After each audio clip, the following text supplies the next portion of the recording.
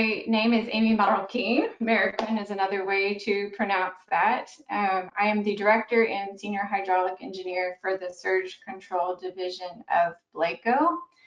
I am a Texas A&M graduate. I actually work in Texas for Blacoh, and my degree is in ocean engineering, which is a specialized degree but fits nicely in water hammer because the curriculum is a good part civil engineering and a good part mechanical engineering.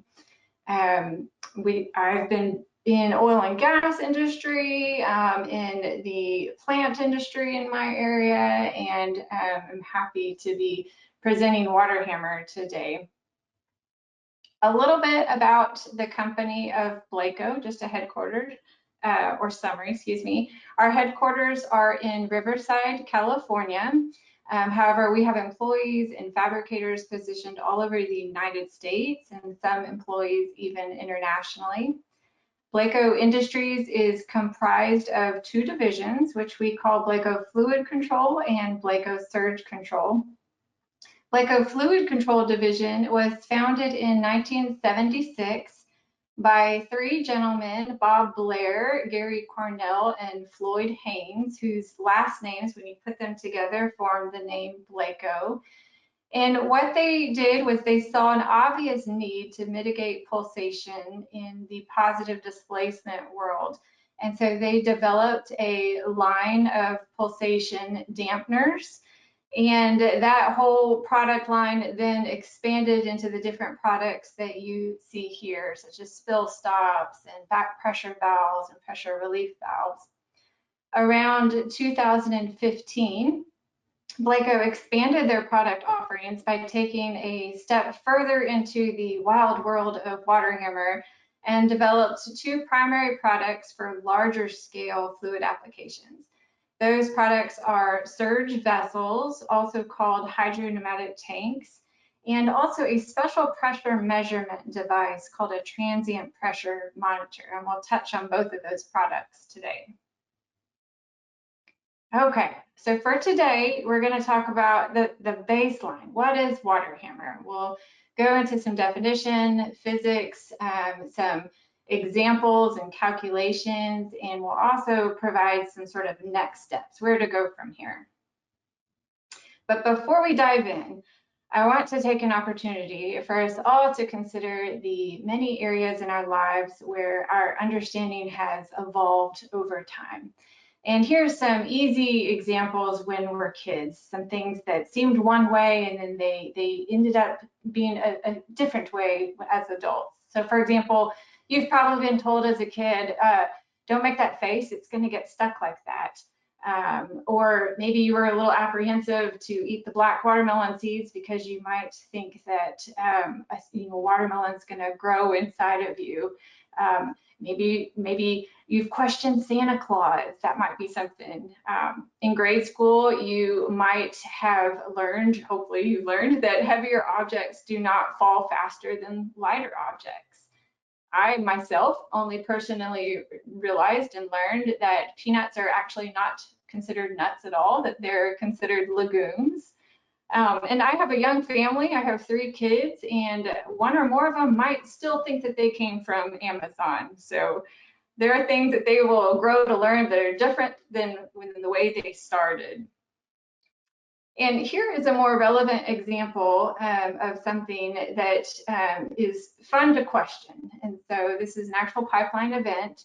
Sometime just after Thanksgiving in 2019, there were dozens of homes in Queens, New York that were flooded with sewage. And in the process of evaluating the cause of the rather smelly flood, it was first thought and actually published that there must be a giant grease ball clog in one of the major pipes. And this, of course, would be due to numerous residents pouring their leftover turkey grease down the drain.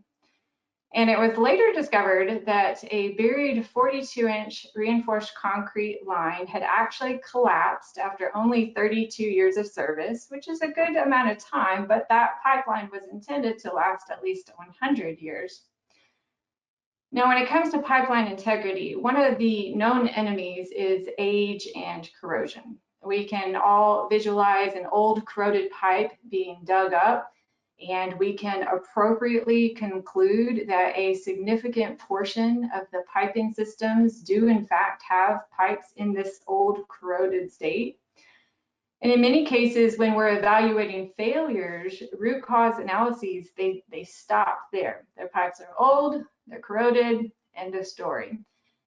However, just as the giant grease ball conclusion wasn't really all that satisfying, though comical, old corroded pipes are also a conclusion that is what I would argue is perhaps just part of the story.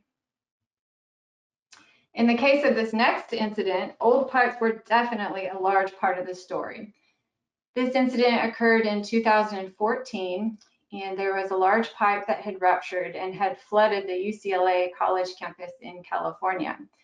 This incident was so bad that in some areas actual rescues had to take place, and in other areas students made the best of the situation, and you can find news footage of them boogie boarding in the flood waters.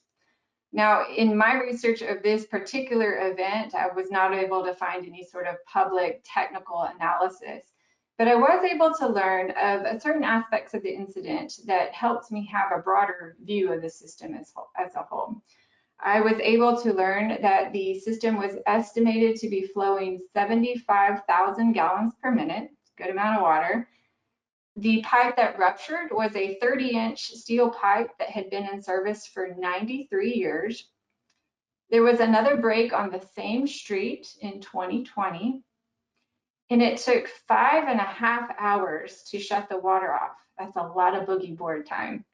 But that was necessary because there were 11 valves that had to be shut off. Now, for those of you who maybe are not familiar with large diameter valves, it takes a good amount of time to close them, 30 minutes, an hour, maybe even longer. And even in a situation where you really want that valve shut quickly, you're not going to do it because shutting the valve quickly can cause secondary, much greater issues, especially if you've got 11 valves to shut quickly. Utah State University has done an excellent job of assessing just how predominant pipe breaks are within our water main systems. They've published 2 studies, one in 2012 and another in 2018. The study performed in 2018 estimated that the number of pipe breaks had actually increased 27% since the original study was performed just 6 years prior. And here are a couple important aspects of the findings of this 2018 study. Number one, the data that was analyzed encompassed almost 13%, which was over 170,000 miles of the total water main length pipes in the United States and in Canada. These pipes, all these pipes collectively served about 52 million people, which at the time was roughly estimated to be 14% of the total US and Canada population. The pipe materials that were analyzed were well distributed. So the makeup was 28% cast iron, 28% ductile iron, 22 PVC, 13% asbestos cement, and then 9% other, which would be things like HDPE would fall into that last category. The average water pressure within all the pipes studied was 69, and the findings were that there were 14 failures can be estimated for every 100 miles of pipe for every year. 14 failures for every 100 miles of pipe for every year. And further, it was estimated that at least 10% of the water was actually lost due to leakage and broken pipes. So we're going to learn in the coming slides how water hammer might be another unseen villain in this pipeline saga. I'll share how water hammer can lead to added stress due to high pressure, but just as much, water hammer can lead to vacuum states within the pipelines, increasing the chance of contaminants and certainly pipe collapse like the incident that we just shared. And on top of that, we'll learn how water hammer also will, of course, increase the fatigue that the pipelines experience. So without further ado, what is water hammer? Well, a very simple definition for water hammer is an acoustic pressure wave generated by a change in fluid velocity. Water hammer is also referred to as obviously an acoustic pressure wave or a shock wave, hydraulic transient. You'll also hear it referred to as surge. It is a little bit misleading, the term water hammer, because it alludes to the fact that it is only applicable in water lines, but it actually is some physics that happens in any liquid filled line. And there is even something called steam hammer that is very similar to that. And of course, if it's a pressure wave caused by a change in fluid velocity, then the items that cause those changes are ultimately the causes of the water hammer. So anything that, like a pump starting or stopping, or a valve opening and closing, changes in demand, maybe even air valves operating, anything like that that ultimately has an effect on the fluid velocity will induce these pressure waves. And everything in the flow path of the pipe walls and instrumentation is, of course, going to be impacted by these pressure waves. Now, you might also see various references conveying that water hammer is a phenomenon. However, this is also a little bit misleading because it does suggest that water hammer happens randomly or at best infrequently. And while the audible sound of water hammer might not always be heard, we will see in the coming slides how anytime there's a change in velocity, there is a resulting pressure wave that's emitted. And in some cases, that initial pressure wave is small. And in other cases, the amplitude of that initial pressure wave is quite large. And in even other cases, you'll see how the waves superimpose upon themselves, which can most definitely lead to that audible hammer sound. All right, one of my favorite slides. So let's clarify the type of pressure wave that we're referring to. So when you think of a wave, it's natural to think of this sort of up and down motion, similar to the swells you might see at the beach, or even a human wave happening in the stands of a ball game. But the wave that we're referring to here, a water hammer wave, is actually what's called a longitudinal compression type wave. And that is what's shown in these slinky diagrams, specifically on the left-hand side. You can also think of this sort of as a message that's being passed. In fact, just as sound travels, so do these pressure waves travel through a pipeline. For example, if you happen to watch an old Western movie, then you might remember a scene where there's a cowboy and he's got his ears against the track and he's trying to hear if a train is coming.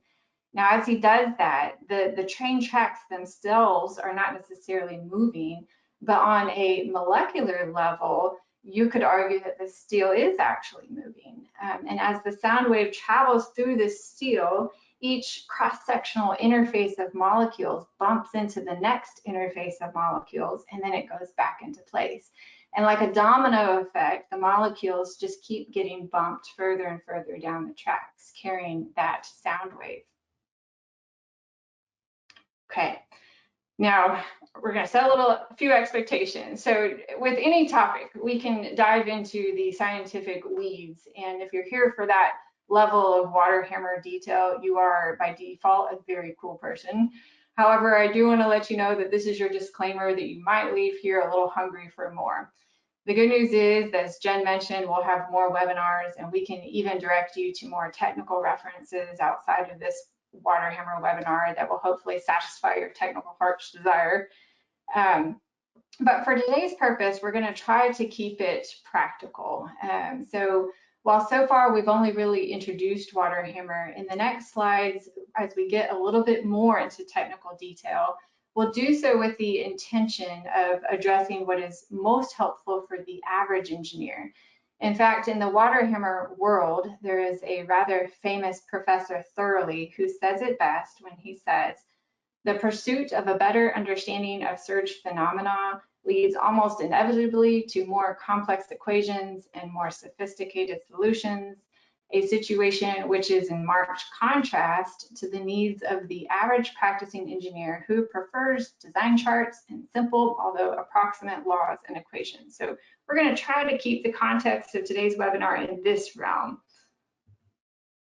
And we're going to start with Sir Isaac Newton and his 3 laws. So even though water hammer seems to be like a very specialized field, it has been evaluated for quite some time, and the physics goes all the way back to Newton's laws. In fact, law number 2 is of particular significance in the field of water hammer.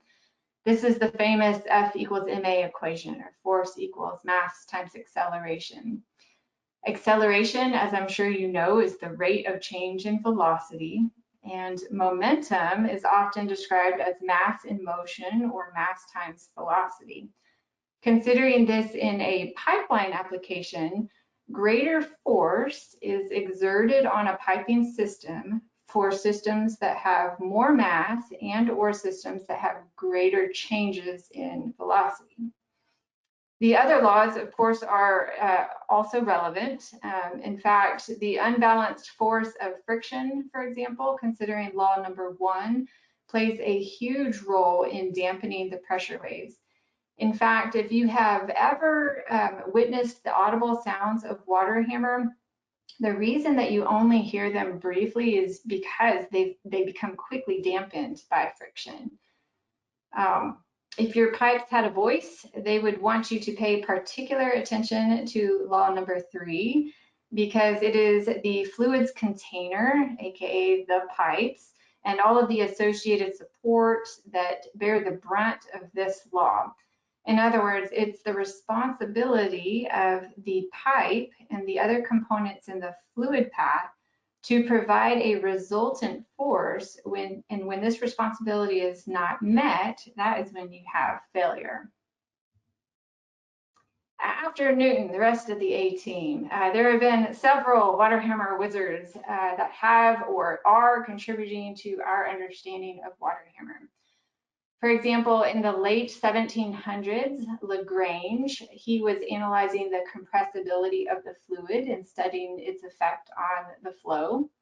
Around that same time, Monge was creating a graphical means for doing something very technical, integrating partial differential equations. And that basically led to the introduction of something called the method of characteristics. And today this method, along with another method called the wave characteristic method, those are 2 different things, are actually the primary mathematical means behind computer simulations for water hammer. A little later, in the early 1800s, Young and Helmholtz, they researched the propagation of pressure waves through pipes specifically. And then later in the 1800s, Weber and Riesel, they developed forms of the dynamic and continuity equations. And then Frizzle and Joukowsky and Levy, they gained ground when they actually began physical experiments with longer pipes in the early 1800s and also, the late 1800s and the early 1900s. And speaking of Joukowsky, this handsome feller here he is known for something called the Joukowsky equation. This is also sometimes referred to as the instantaneous water hammer equation. And it basically states that the immediate increase or decrease in pressure is a factor of 3 things: the fluid's density, the system's wave speed, which we'll talk about in a few slides, as well as the change in velocity. Not terribly intimidating, fairly simple. In fact, the only factor in this equation that is a little tricky is the system's wave speed. And like I said, we'll sort of break that down in a few slides. But before we tackle it, let's go back a step and let's talk a little bit more about the motion of the waves. We spoke about how the waves are compression type, longitudinal, as opposed to transverse type, that up and down. We also talked about how they travel at or near the speed of sound, and by that we're referring to the collective fluid and piping system's wave speed. There are a few other aspects of the water hammer pressure waves that I want to point out. And the first is that these pressure waves, they can originate as either a positive wave or a negative wave.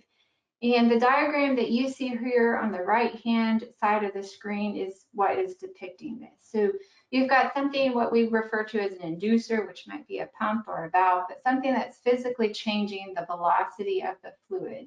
Let's say that it is a pump. If the pump goes to start up, you're going to have a velocity increase, and therefore you'll have a pressure decrease. That's upstream of the pump. But on the downstream of the pump, if the pump starts up, you'll have a velocity increase, and therefore you'll have a pressure increase. And the vice versa is true. If you shut down a pump or you slam a valve closed, upstream of that, you'll have a velocity decrease, which results in a pressure increase. And then downstream of that, because that fluid still has momentum and is still moving away, you have a velocity decrease and a pressure decrease. So that's the second thing to remember, is that the wave can start as a positive or it can start as a negative. Next is that the pressure waves reverberate back and forth. And as they do, they actually change direction. And this particular topic can get a bit complicated depending on the attributes of the system, as well as the attributes and the phases of the wave itself. But what's important to remember is that it goes out as a positive wave, and at some point you've got a negative wave coming back, depending on the phase of the wave itself. The third and related item is that rarely do you have just one pressure wave. So typically you have a series of pressure waves that are bouncing around all over the system. They're changing directions, and they're also superimposing themselves onto other waves. So two positive waves can join and become one unified, even greater positive wave. Or you might have something similar happen with a positive and a negative wave, and all of a sudden they become invisible because as they cross paths, they cancel each other out. So it's because of this wave dynamics, the number of waves, the way that they add on top of each other, that you typically do have some sort of computer simulation that is required, certainly on more intricate systems or systems that have multiple operating scenarios when you go to evaluate them for water hammer. All right, acoustic wave speed. Wave speed in the water hammer world is also called celerity. We like to give multiple names for the same thing. And that is why you have that variable C sometimes in the Joukowsky equation. And it is a function of the compressibility of the fluid and the elasticity of the piping system, which means that the more rigid the collective system is, the greater the wave speed will be. And the numbers that you see here, they correlate to roughly 6-inch pipe. So you can see the more elastic PVC pipe has a much smaller wave speed than the more rigid steel pipe. But even so, and this is the wave speed for a pipe flowing water. These are the values there. Even so, this wave speed that you see here is still at or multiple times the sound of the speed in air, for example. So it's really fast. And with that, there's a few things to walk away with. Number one, the first thing is that remember that the wave speed directly impacts the change in pressure. And so visualize Joukowsky's equation. So the number of multiple times the wave speed goes up, the number of multiple times the pressure increases or decreases. Two, one of the mysteries of water hammer is trying to determine whether it's audible or not. And while I am not even going to try to attempt to explain this, I can say that much like you hear the sonic boom of a jet breaking the sound barrier, or even the crack of a whip, or even if you think about the sonic jewelry cleansers that create cavitation to clean the jewelry, similar pressure waves are occurring in the liquid-filled pipeline. So that is an example of water hammer, the dynamics of the water hammer waves. And then lastly, consider that if the pressure wave is traveling so fast, it is reasonable to assume that it quite often does go undetected. It goes unmeasured, unseen, unrecorded. And for that reason, water hammer as a part of the story has actually become quite difficult to keep it part of the story over the years. We can see and even measure old corroded pipes, but seeing water hammer and even measuring water hammer has become a bit challenging. And even the topic itself is not very popular even in college curriculum, though it happens anytime you change the fluid velocity. All right, a few numerical examples. So let's apply Joukowski's equation. So, and this applies to the instantaneous change in pressure. And for the purposes of these two examples that I'm going to describe, we're going to assume that that change in velocity happened more quickly than something that's called the communication time. And the communication time, that all that is the time that it takes that pressure wave to go out to the end of the system and then return back. Mathematically, it's 2 times the length of the pipe divided by the wave speed. But for this example, we're going to say that we've got, this first one is a valve closing. So it's going to close faster than that communication time. And just prior to the closure, the velocity in the pipe, the steady state velocity was 10 feet per second. And the operating pressure in this example was 100 psi upstream of the valve. And we're going to assume that this is water, and we're going to assume that the collective system's wave speed, the pipe and the fluid, was about 3,600 feet per second. And the question that we are attempting to answer is, what is the expected pressure upstream of the valve just right after the closure? And when you plug all of those values into Joukowski's equation, you find that the change in pressure is 484 psi, more than 4 times the steady state pressure. And you add that onto the steady state pressure, and you end up with a final immediate pressure of 584 psi. Now, if you take a very similar example, we're going to take the same numbers, but we're going to say, okay, now we've got a pump station. And the pump station suddenly loses power, and as a result, multiple pumps trip. And just prior to tripping, the velocity in the pipe was 10 feet per second, and the operating pressure was 100. We're looking downstream of the pumps. Assuming the station was flowing water, and again, we have the same wave speed of 3,600 feet per second, the question that we are trying to answer is, what is the expected pressure just after the trip? Okay, and in the same example, we're going to assume that this change happens quicker than the communication time. And if you plug all of those numbers, you find that the change is the same. It's 484, but it's in the other direction. And because you physically can't go more than full vacuum, you are in a vacuum state. And in situations like this, it is hard for systems to recover and get out of that vacuum state.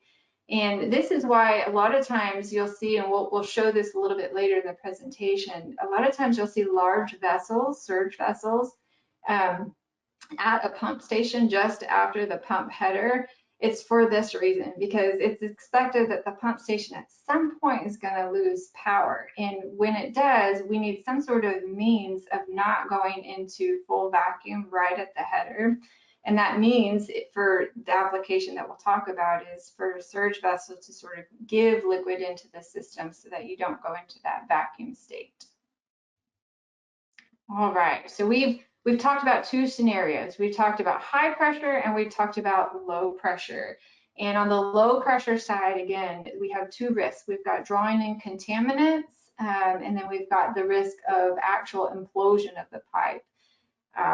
If you're a Mythbusters fan, you might recall there's an episode where they take a rail car and they put it in a vacuum state, and they watch it and watch it, and then all of a sudden it just quickly just collapses. And that's very similar to what can happen in a pipeline, certainly a buried pipeline.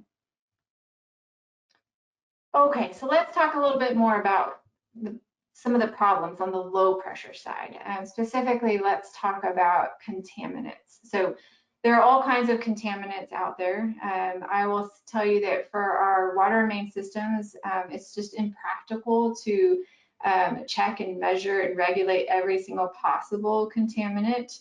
One of those contaminants that last I checked was in consideration to be regulated, but actually was not being regulated just yet. It's called Naegleria fowleri, or brain-eating amoeba.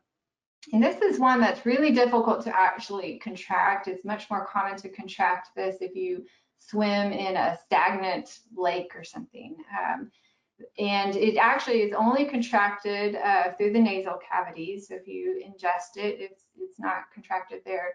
But when you do contract it, it is almost always deadly. And there have been cases where this particular contaminant has been detected in our water systems. In another case, this happened in 2002, and this is, so if you look on the right-hand side of the screen where you see the number 6, and in this case, there was a residence where there was a power loss, and the pipes had cracks in them, and in the power loss, the pipes went into a negative pressure state, and it drew in contaminants from a nearby pipe. In this case, a few people got fairly sick from this, enough to be reported in this terrible report here, Morbidity and Mortality Weekly Report. And this was definitely a water hammer scenario. Loss of power, immediate vacuum, draw in contaminants, and then the residents sadly did get sickened by that. Okay, so let's move into some happier thoughts. So path forward, where do we go from here? So the first thing is that while these pressure waves do happen so fast, normal pressure detection devices, even SCADA systems, they don't record or even sample at a high enough rate to give you a true story. If you wanted to sort of do an investigation, something broke, and well, what was my pressure like? And you're looking at pressure over time, and you're seeing a plot of that. The thing that you have to remember is that you want to make sure that plot is accurate. And so that usually takes specific pressure measurement devices. And here's a good example of that. So I live in the Houston area, very close to Galveston. My husband, he does photography as a hobby. And he took me out one morning to do an early morning shot, and the shot that you see, the two shots that you see here, they're the same shot, but one was with a really quick shutter speed, and it took a more truer story in that moment, and the other one, it was a very slow shutter speed. So he clicked, and then it waited, I think, 30 seconds or even maybe 2 minutes before that shutter closed, and because of that, the picture that came out of that was a much different story than the original one. And I say that to convey that it's similar in pressure measurement. So depending on how you're measuring pressure, it's going to give you a different story depending on how quickly you're sampling and recording.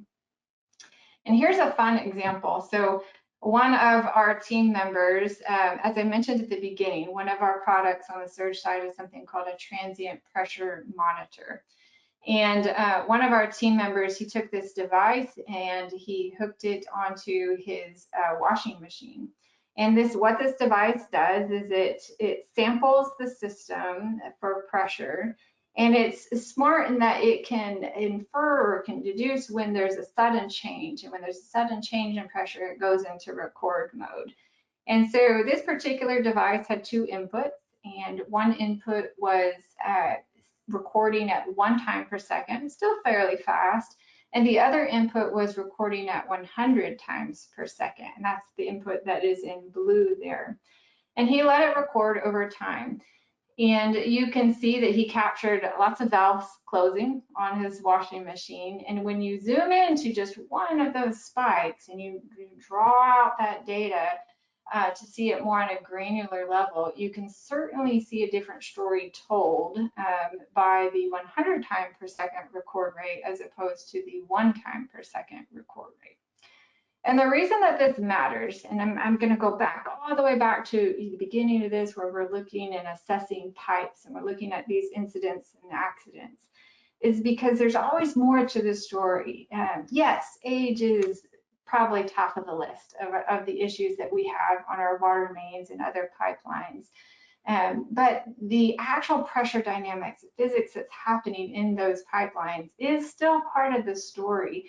And when you separate that, or when you don't look at that at a granular level, it affects how you respond. And so there are questions to ask in the engineering and design world. Are we setting our design pressures, both positive and negative, internal and external design pressures, appropriately to capture not only the pressures that these pipelines will incur, but the fatigue that they may incur as well, as those pressure waves reverberate back and forth? Are we sizing relief valves appropriately? Are we doing force analysis appropriately? Selecting the right equipment? And certainly operations is one of the first and easiest things that we can alter to sort of mitigate these pressure waves and sort of lessen the amplitudes of them. Here are just really quickly, two examples of the transient pressure monitors that Blacoh offers. And as Jen mentioned, we do intend to have other webinars that will go into the weeds of transient pressure monitoring, which I would highly encourage. We've got one device that has 8 inputs, and it records the data to the unit itself.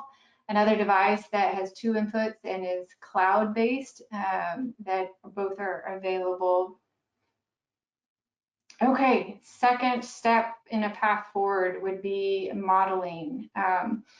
So one of the things that I spoke about was how these pressure waves are emitted, they superimpose. You've got all these different attributes of the system. You've got obviously different operating scenarios. And so one of the ways that you would assess a system is to do something called a transient analysis, which is basically a very specialized computer simulation. And this is the same simulation that I mentioned before, that has the method of characteristics based or wave characteristic based mathematical engine in the background going on. What goes into a model? Whether basically all the attributes about the system. So you're going to look at the location and the application. You're certainly going to incorporate into the model the fluid properties such as specific gravity, viscosity, temperature.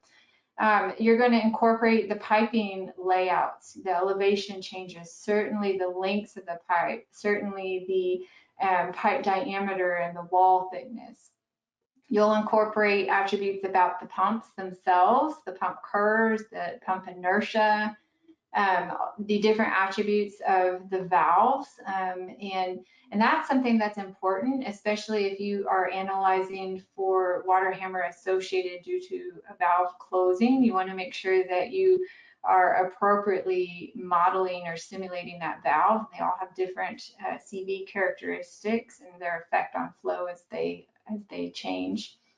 You'll take a look at suction and discharge pressures. You will most certainly look at your operating scenarios. It is common when you do a transient analysis that for folks to only look at the worst case scenario, which is often considered the highest flow scenario. However, we've quite often seen that when you neglect a normal state scenario, sometimes the solution for one doesn't work good for another. And so it's important to cover the range of operating scenarios. Certainly lowest pressure is one that should also be considered. And then of course you'll incorporate your design pressure limits, and you'll press a button, go, and it'll run all these simulations, and it'll tell you you've got a problem here, here, and here, and you need a solution here, here, and here, and then you'll come up with a solution that works for all of your operating solutions.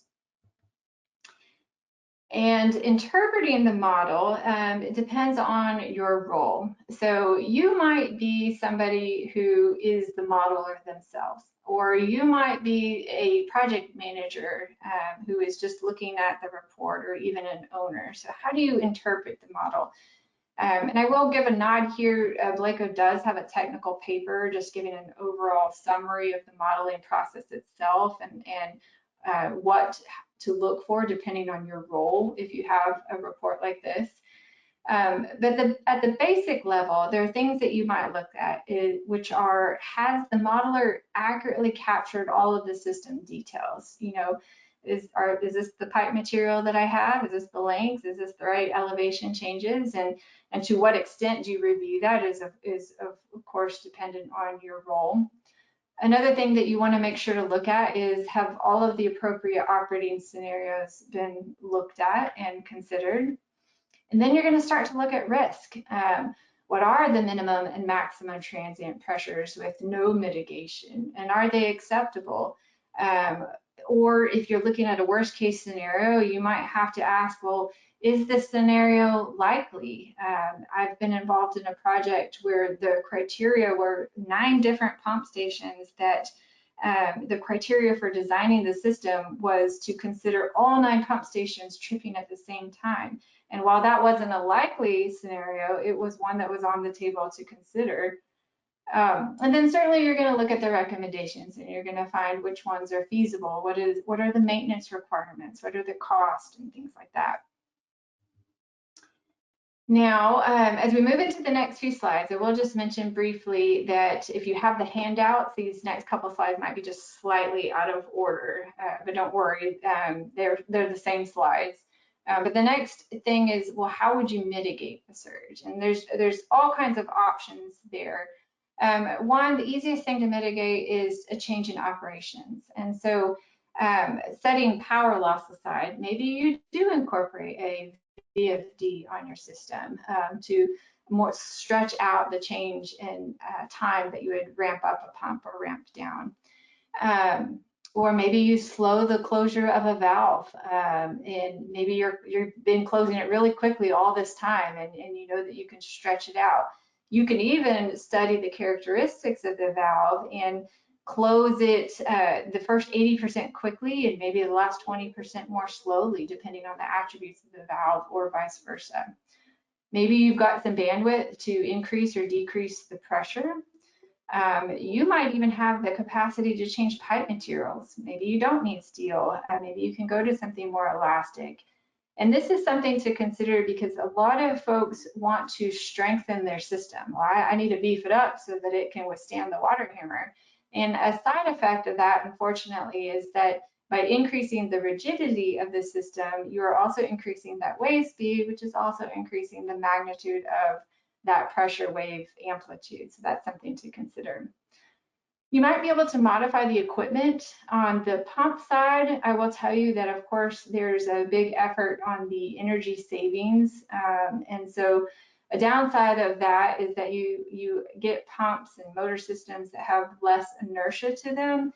And because they have less inertia to them, when they start up or when they trip or turn off, that velocity change is going to happen fairly quickly. Whereas if there's a beefier pump that has a larger inertia value to it, it would spin down, ramp down much more slowly. If you're familiar with flywheels, the same concept is here. You might be able to modify some equipment. So let's say that you've got a swing check valve, and those are notorious for causing water hammer. And so maybe you can change that out to more of a nozzle inline axial sort of check valve. There are also different air vacuum valves. There are some air vacuum valves that are actually more susceptible to water hammer. There are some that are single stage that quickly let the air in and quickly let the air out, which is great on the aspect of getting the air out of your system. But what happens there is you have 2 fluid columns that can merge, and when they merge, if they merge too quickly, they cause a secondary water hammer event. So there's such a thing as multi-stage air vacuum valves that have an orifice on the air discharge side of it, and it allows that air pocket to stay in the system just long enough to provide a cushion for those fluid columns to come back against and dampen and mitigate the risk of a secondary surge event. And then, of course, you've got surge vessels, and we'll briefly talk about those today. So surge vessels, as I mentioned earlier, they are also called hydropneumatic tanks and sometimes even called accumulators. They are a good solution because they can mitigate both high and low pressure waves with no adjustment. They also can be used in pump cycling applications. So when you don't want your pump constantly turning on and off, well, they provide that liquid to give that pump a little bit of relief and the motor relief. They can be used to mitigate pulsation and can also mitigate thermal expansion as well. At a high level, without really getting into the weeds of surge vessel design, which we'll have another webinar that talks about the application of surge vessels and what type to use where and the orientation and things like that. But at a high level, there are three types. You've got a bladder type, which has some sort of diaphragm that separates something called the pre-charge pressure and the fluid itself. Now, essentially what these vessels are doing are providing a cushion, much like when I spoke about the air vacuum valves. There's a cushion of air in the pipeline. It's much like an airbag in your car.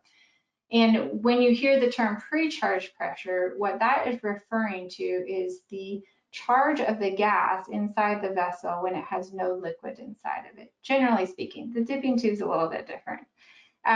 But because the liquid likes to eat up the gas that's in there, that is why you would have a bladder vessel, is so that that charge doesn't dissolve into the liquid itself. Now, on the other hand, there are some applications where a diaphragm is not a good fit. And higher pressure applications might be that, or larger vessels might be the case of that. In that case, you can have a compressor system on standby that is looking at the liquid level and sometimes the pressure ratios as well. And it's able to sense, oh, my liquid ate up my charge. Let me go ahead and turn on and add a little bit more gas charge in there. So it's always maintaining that air pocket in there. And then in the middle, this guy here is called a hybrid vessel. This is a dipping tube vessel. And this one is good for low pressure. And the trick here is it has no bladder, so it's kind of like a compressor vessel. It's air over water. But when the liquid drops below the bottom of the tube, the vessel opens itself up to atmosphere, and it has an air vacuum valve that allows that the vessel to do that. And it draws in the air and it essentially recharges itself. And then when the pressure rises in the system, the liquid goes above the bottom of that tube, and now it traps this donut of air cushion on the upper side of that vessel. Blacoh has a tool that we often collaborate with various engineers on, especially those who are doing the transient analysis. We call it the surge level.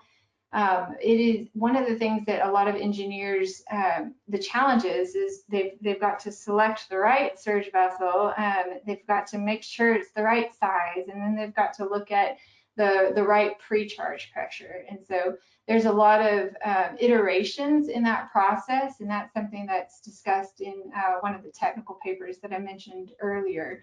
And we have a tool that we can collaborate with engineers on to help understand what that liquid level is doing for various sizes of vessels and pre-charge pressures, and that reference can be used alongside a computer model to sort of have more confidence that the solution that is selected is appropriate. And this, I want to go back to that average engineer, the thoroughly quote, where, again, you can get into the weeds of this and it can get really, really complicated. But the average engineer just needs to know the general assessment, does this work? And when do I know if it's not working? And how do I maintain it and things like that? And so part of this surge level tool that we have is to provide engineers and operators and field operators with charts that can be useful on a day-to-day basis to help understand, is it working? Is it not working? Do I need to charge it? Do I need to lower the charge? That kind of thing. Okay, so just a high-level conclusion, and we'll take some questions. Number one, water hammer is a pressure wave that is emitted anytime there is a fluid velocity change in a pipeline. And the degree that pressure change is a factor of the fluid's density, the system's wave speed, and the magnitude of the change in velocity itself. 2, the change in pressure can start positive or it can start negative. 3, because of the wave speed, the change in pressure occurs very fast, and because that pressure wave is moving very fast, it does require special pressure measurement devices to be able to measure and certainly record the pressure over time. Number 4, mitigating surge quite often does require some sort of computer simulation. 5, surge vessels, they are good for mitigating high pressures, similar to the way your airbag mitigates the impulse force if there were an accident in your car. And 6, surge vessels are also good for mitigating low pressures because they provide stored liquid in the system that is at the ready to deliver in the system so that you don't go into a vacuum state. Now with that, I will actually open it up for, we have a few minutes for questions. Well, Amy, we have a few that have come in through the chat. Okay. The first one, I think you answered it on slide 16. Why is water hammer wave travels at the speed of sound? How does the speed of sound relate to this? And I think you showed that on slide 16. Yeah. But if there's still a question after that, we can certainly have further discussions outside of this webinar because that does get a little complex. Then can you please explain again how the pump trip causes vacuum in the upstream of pump and how valve closure causes higher pressure? Certainly. So I'm going to go back to one of our earlier slides. Here we go. Okay. First of all, the state of vacuum risk happens on the downstream side of a pump trip or a valve closure. And that's because even though the pump has tripped, the fluid it's got all of its momentum. So it's moving away from the pump station and it's basically saying, okay, you tripped, I'm still moving forward, I still have energy. And behind that fluid column, in between the pump station and the back, front of that column, is where you can develop vacuum pressures. And so that is really an area that is susceptible to damage associated to water hammer, because what also happens is that fluid column will eventually reverse. As well as the shock waves will reverberate back and forth. And so you essentially have cavitation that can happen, the risk of cavitation. You develop this sort of large vapor pocket, and then all of a sudden these shock waves in the fluid column reverse and collapse that pocket, and then you get this huge high pressure spike. And a lot of times, folks don't realize that it actually started with a low pressure event. And so they'll immediately say, well, I need a relief valve or something like that. But it is actually a low pressure event. And the solution for that, when you're sizing and simulating for that, it's important to understand, is this first low pressure versus first high pressure? On the valve side of things, it's the same. So on the upstream of a valve, and it's very much like if you're getting gas in your car and you close the gas line, you will always hear a thump, and that's in many cases that is water hammer in that gasoline line. And so again, it's the momentum of the fluid, and it's running forward, and then all of a sudden it runs into this brick wall and it's got nowhere to go. And so that's where you have this high pressure spike that is reverberated backwards. Okay, I have one that I actually get to answer. Will webinar be available via recording for other salespeople? Eventually, this webinar will end up on our website. We are going to get through all 3 webinars and then we'll post them after the fact. Paul, you'll receive a link to the webinar for a recording that you can share if you feel that's necessary. Okay, then Amy, we have one for you. That says, how does this compare to a pressure tank on pumps that cycle? A good question. So the sizing of it is different. So sizing for pump cycles is a lot more simple than for a transient scenario. But they help in the same way. And so surge vessels or accumulators, tanks, they're really good in that they are versatile in mitigating a variety of issues, whereas relief valves can get a little bit tricky, especially if you don't have one specialized for surge. Relief valves, for example, would be sized for like one worst case scenario, and it's tricky because they can cause chattering, you know, on a day-to-day basis. And so vessels are good in the fact that they can help with pump cycles, or they can help with transient scenarios, but the calculations are different. And there's some software out there that some good software that can do both. It can size for pump cycles, or it can size for a transient scenario. Okay. Then we have, I have seen accumulators used with vertical turbine pumps in water treatment plants. Does Blacoh have installs in Canada that we can reference? That might be best answered in an email. Peter, if you want to shoot myself an email, we'll make sure we get you an answer on that one. And can you specify the impact of viscosity on hammering effect? For instance, comparing two fluids, one has modest viscosity and one has high viscosity. Which one does more damage if they have similar density? That is a good question, and I am not able to answer that in today's webinar, but can certainly follow up in that. I will say that it is definitely taken into account on the computer simulations. Okay, and I believe that answers everybody's questions.